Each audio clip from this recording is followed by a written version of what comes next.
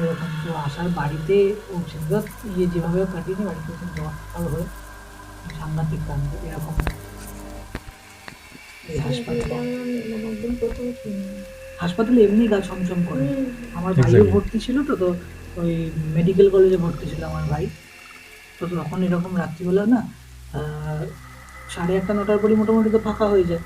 তো আমার ভাইয়ের যে বিল্ডিংটা ছিল সেটা তোমার এই মর্গের পাশ থেকে আসতে হতো, এসে তারপরে এন্ট্রি নিতে হতো, বা বাইরে যেতে গেলে মর্গের পাশ থেকে যেতে হতো। তো এরকম তো আমার যে কি ভয় লাগতো ওই পাশে। একটা ব্যাপার, কতজনে মারা গেছে ওখানে। হ্যাঁ, মানে কেউ ভালোভাবেও মারা গেছে আবার অতৃপ্ত আত্মাও আছে। এই মর্গের পাশ দিয়ে যেতে যেতে কি সিচুয়েশন তৈরি হয়েছে যারা যায় তারাই তারা জানে। বুঝতে পারে। হুম, রবীন্দ্র সরোবরও শুনি। আমি এক্সপিরিয়েন্স করিনি, কিন্তু একদিন এরকম হয়েছে যে